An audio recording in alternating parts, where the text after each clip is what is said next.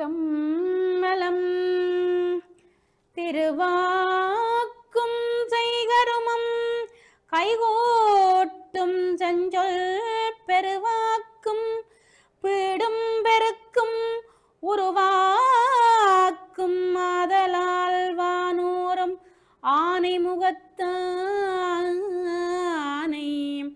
காதலால் கூப்புகர்தம் கை.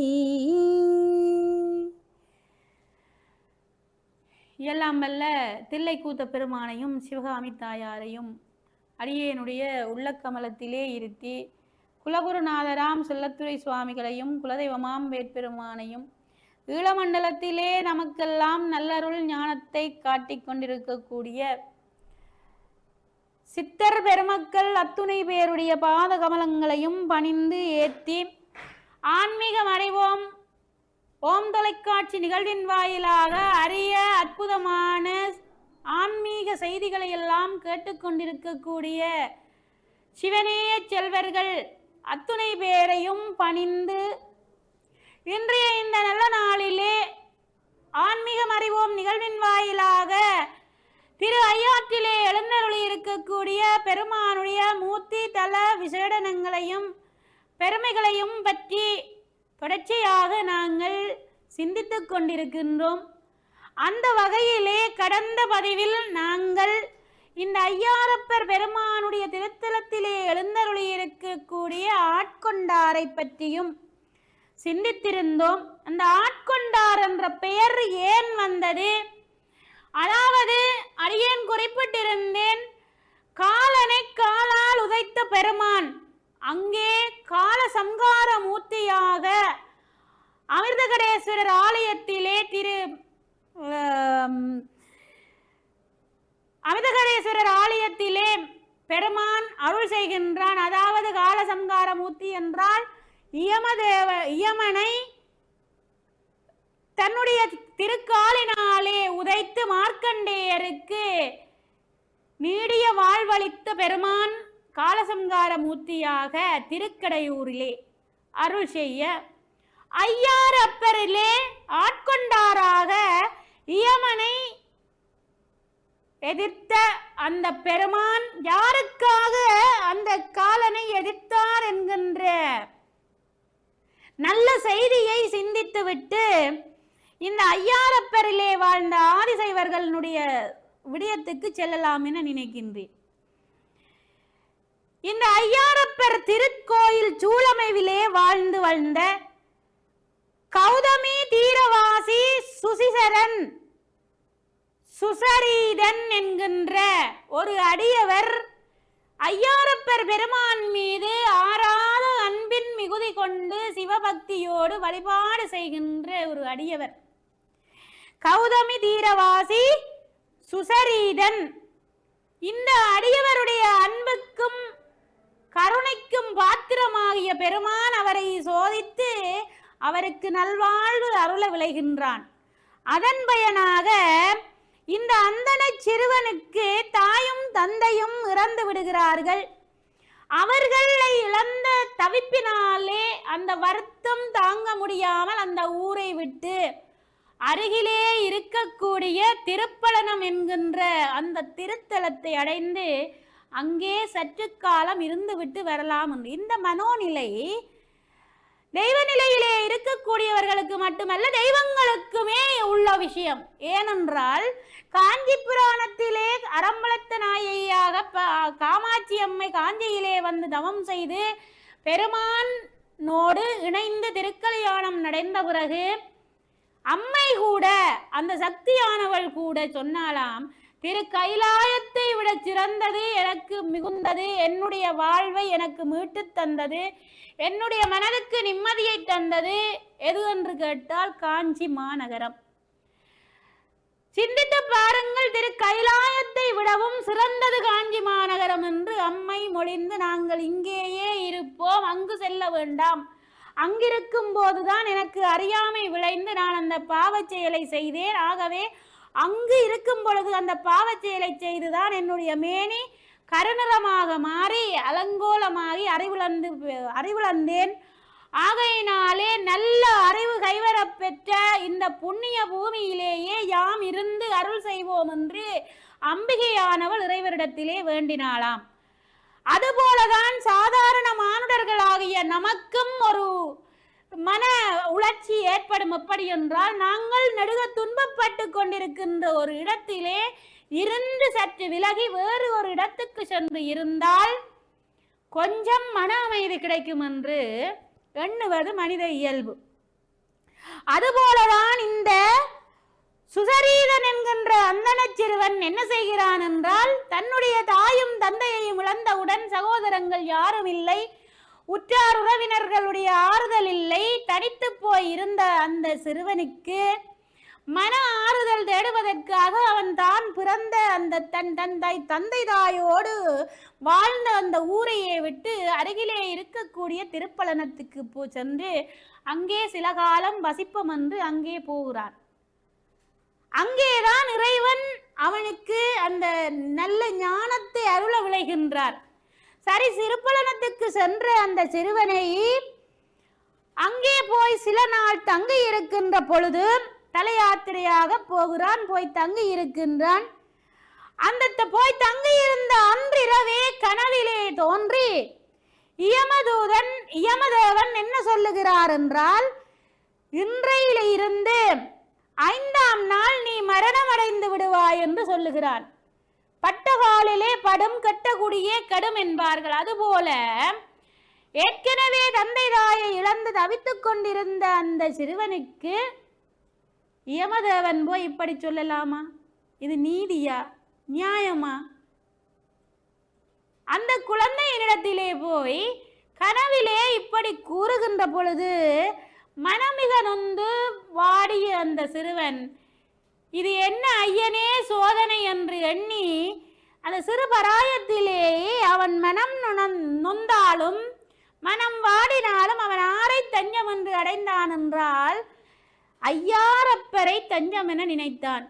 எனக்கு வேற வழி இல்லை, நான் திருவையாறு சென்று சிவதர்சனம் செய்வதுதான் எனக்கு சிறந்த வழி என்று அவனுடைய மனம் எண்ணிக்கொள்கிறது. இந்த நேரம் பார்த்து இதுக்கு தகுந்த பரிகாரம் செய்ய வேண்டும், அங்கு செல்ல வேண்டும் என்று இந்த சிறுவன் சிந்திக்கிறான். அந்த நேரம் பார்த்து வசிஷ்ட மகரிஷி அங்கே வருகிறார்.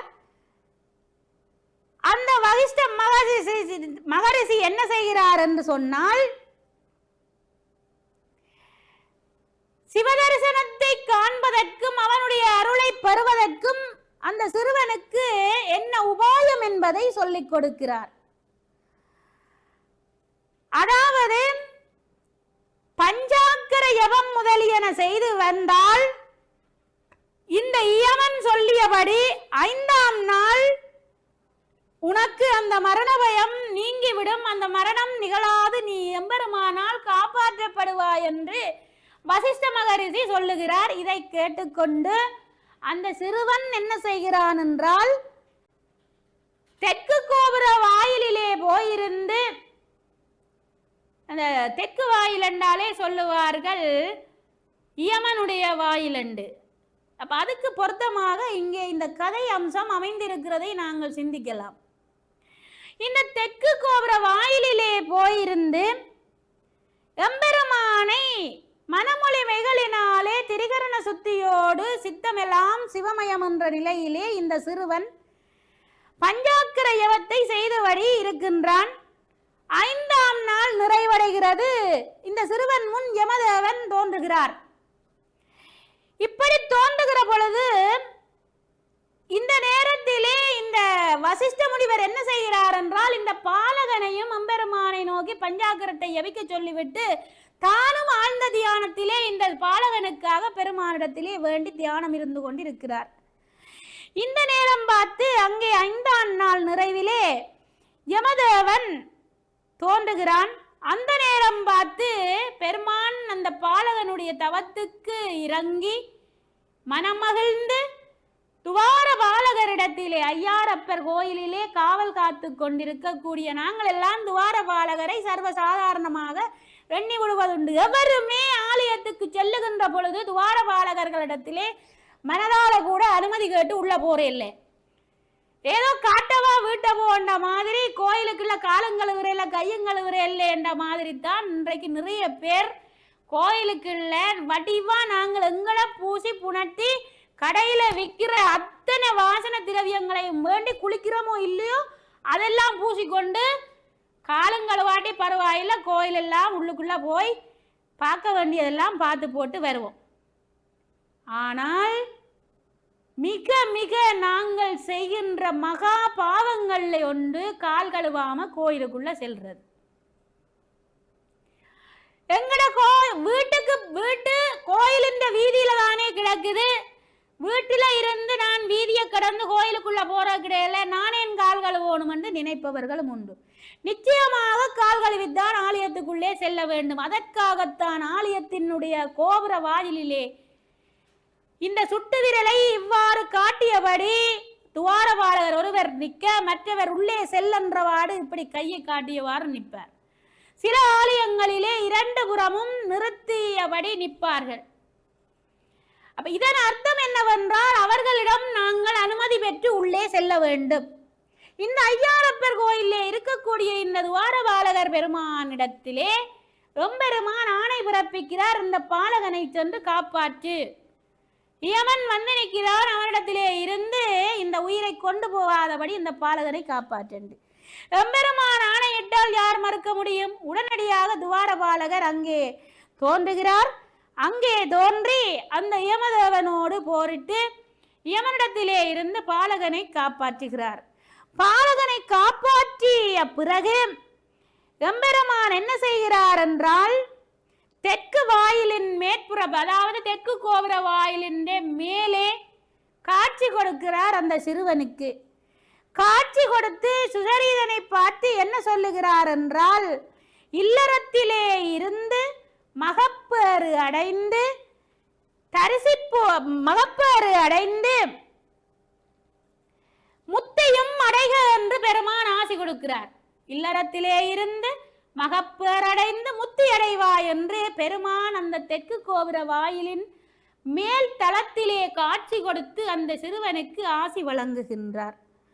இதனாலதான் அந்த பெருமான் அங்கே இன்றைக்கும் ஆட்கொண்டார் என்ற பெயரோடு அருளாட்சி செய்கிறார் என்கின்ற தெய்வீகமான செய்தியை கூறிக்கொண்டு, புராண வரலாறு ஒன்றை கடந்த பதிவிலே தொட்டி சென்றிருந்தேன்.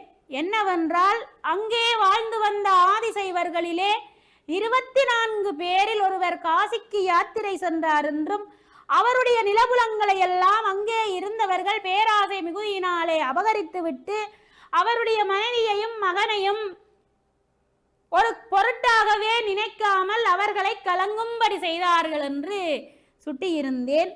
அதன் தொடர்ச்சி என்ன என்று நாங்கள் பார்த்தால், இப்படியாக நிலபுலங்களை எல்லாம் அயலவர்கள் அவர்களுடைய உறவினர்கள் எல்லாம் அபகரித்து மனைவியும் மகனும் நிற்கதியற்று போய் என்ன செய்வதென்று தெரியாமல் கணவரும் காசிக்கு யாத்திரை சென்று விட்டார். பெருமானே, உன்னை விட்டா எங்களுக்கு தஞ்சம் ஆரமில்லை, உறவினராயிருந்தும் எல்லாரும் எங்களை துன்பப்படுத்தி விட்டார்களே என்று கதறி கண்ணீர் விட்டுக்கொண்டு தன் மைந்தனையும் அழைத்துக் கொண்டு ஐயாரப்பர் திருமுன் போய், நீதானையா எனக்கு தஞ்சம் என்று அந்த அம்மா அவருடைய பெருமானுடைய பாத கமலங்கள்லேயே விழுந்து அழுது கொண்டு அந்த அம்மா அதிலேயே இருந்துட்டா. இந்த கண்ணீருக்கு இறங்கிய பெருமான் அங்கே இருக்கின்ற உண்மையை உணர்ந்து கொண்டு அந்த அம்மாவுக்கும் மகனுக்கு முன்னே ஒரு வேதியர் வடிவிலே தோன்றுகிறார். ஐயாரப்ப பெருமான் வேதியர் வடிவிலே அவர்கள் முன் தோன்றி அங்கே நடந்தவற்றையெல்லாம் ஒரு நீதிபதி விசாரிப்பது போல அவர்களிடம் விசாரித்துக் கொள்கிறாராம். விசாரித்தவர் சரி வாருங்கள் என்று அழைத்து கொண்டு அந்த அம்மாவையும் மகனையும் அழைத்து கொண்டு சென்று அயலிலே இருக்கக்கூடிய ஒரு திருமடத்திலே தங்கி அவர்களை இருக்க வைத்து, தாமும் அங்கொரு மடத்திலே தினமும் பெருமானே தனக்குத்தானே பூசை செய்த ஒரு தலம் என்றால் அது ஐயாறு தலம். அந்தணன் வடிவிலே வந்து அந்த திருமணத்திலே தங்கியிருந்து இந்த அடியவர்களுடைய துன்பத்தை போக்குவதற்காக பெருமான் அந்தணராக அங்கே வேதியராக வந்து திருமணத்திலே தங்கியிருந்து அந்த திருக்குளத்திலே நீராடி அனுஷ்டானங்கள் எல்லாம் முடித்து பூஜைகள் செய்கின்ற ஒரு அந்தணராக அங்கே பூஜை செய்கின்றார். இப்படி சில நாட்கள் கழிந்து போக காசி யாத்திரைக்கு சென்ற அந்த ஆதிசைவர் மீண்டு வருகிறார் இங்கே ஊருக்கு. வருகின்ற பொழுது ஊரிலே உள்ளவர்கள் எல்லாம் ஆச்சரியப்பட்டார்களாம். காரணம் என்னவென்றால் அந்த அம்மாவினுடைய கணவனை போன்ற தோற்றத்திலேயே பெருமான் அங்கே வந்திருந்தார். இதனால காசிக்கு யாத்திரைக்கு போனவர் திரும்பி வருகின்ற பொழுது ஊரவர்களுக்கெல்லாம் பெரியதொரு ஆச்சரியம். இது என்ன இங்கே நடக்குது, அவரார் இவரார் என்று தெரியாத அளவுக்கு எல்லாரும் விழிவிதுங்கி போய் பார்த்து கொண்டு நிற்கிறார்கள். அப்பொழுது அந்த அங்கே அவ்வளவு நாளும் அந்த அம்மாவுக்கும் குழந்தைக்கும் காவலாக இருந்த அந்த பெருமான் அங்கே வருகின்ற அந்த ஆதிசைவரை பார்த்து நீ யார் என்று சொல்லி கேட்கிறார். பெருமான் தன்னுடைய லீலையை தொடங்குகிறான். யார் என்று கேட்கின்ற பொழுது அந்த ஆதிசைவர் என்ன சொல்லுகிறார் என்றால்,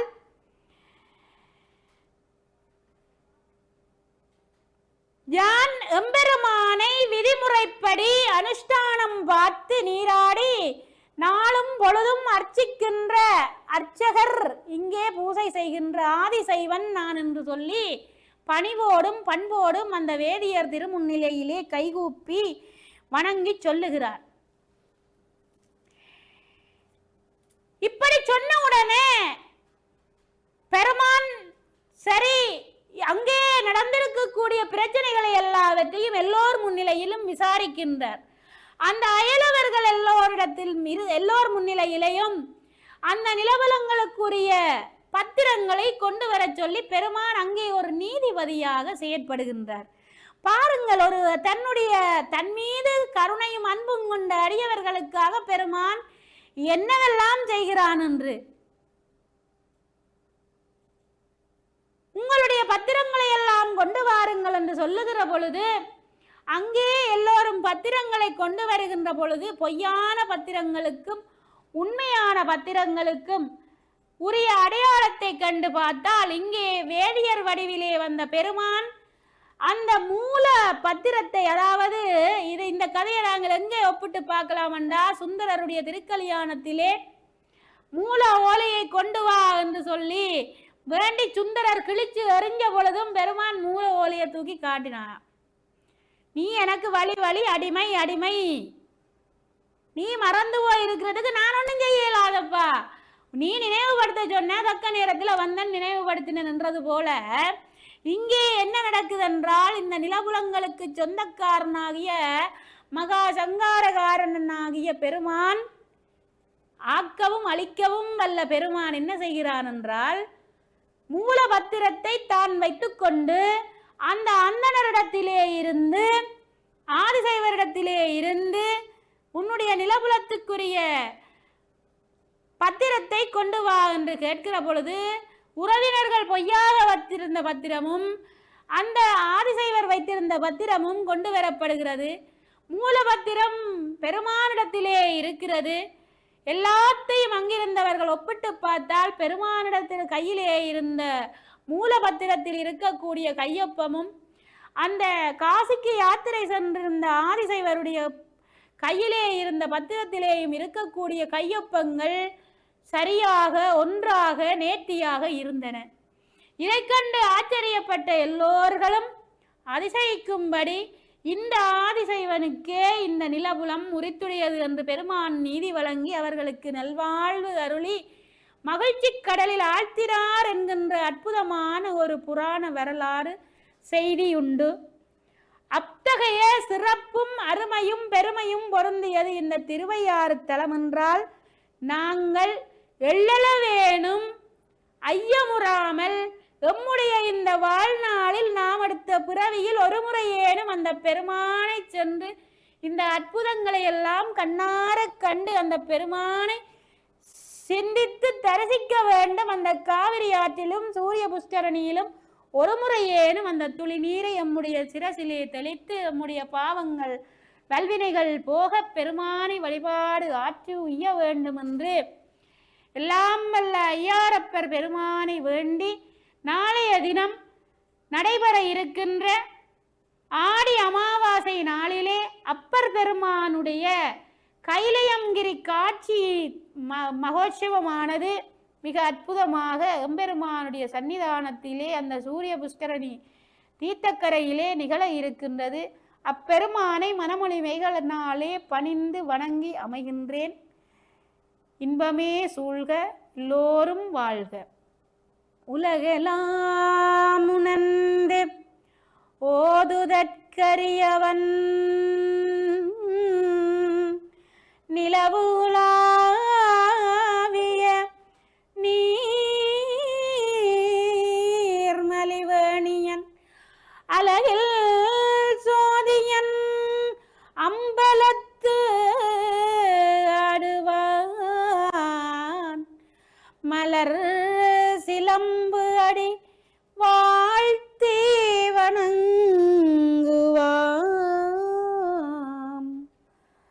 திருச்சிற்றம்பலம்.